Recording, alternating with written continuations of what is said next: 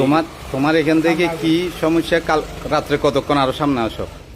রাত্রে প্রায় আমি 8টা সাড়ে 8টার দিকে দোকান বন্ধ করে রাখছি, বন্ধ করে বাসায় চলে গেছি। সকালে আসি, প্রায় 8টার দিকে আসি, দেখতেছি যে আমার দোকানের দরজার হুক ভাঙা, এদিক দিয়ে জানালার হুক ভাঙা, তারপরে ওদিক দিয়ে জানালা ঝাঁপ একটা উস্কানো, ঝাঁপ একটা খোলা। তারপরে আমার এখানে কিছু দামি মাল আসিল, তামা, পিতল, তারপরে কাস্টার, সিলভার, ওই থাই, প্রায় আমার 50-55 হাজার টাকার মতো মালামাল লই গেছে। কালকে রাত্রে কয়টার দিকে নিয়েছে ওটা তো আমি বলতে পারি না।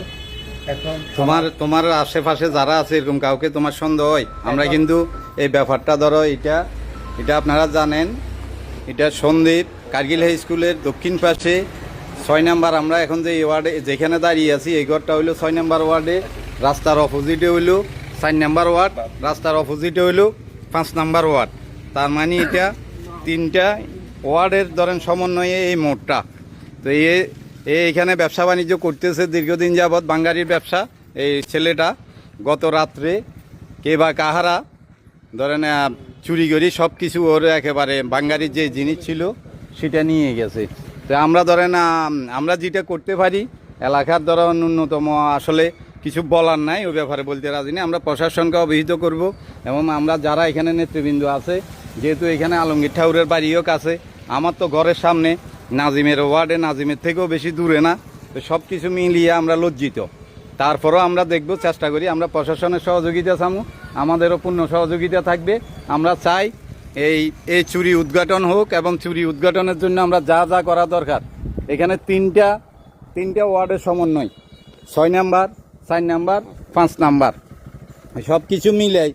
আর 5 নাম্বার 6 নাম্বার এটা বড় কথা না, চুরি ডাকাতি এবং চাঁদাবাজি যেই হারে বেড়ে গেছে, আমরা এটার প্রতিকারের জন্য যা করার আমাদের তরফ থেকে আমরা প্রশাসনকে সর্বাত্মক সহযোগিতা করব।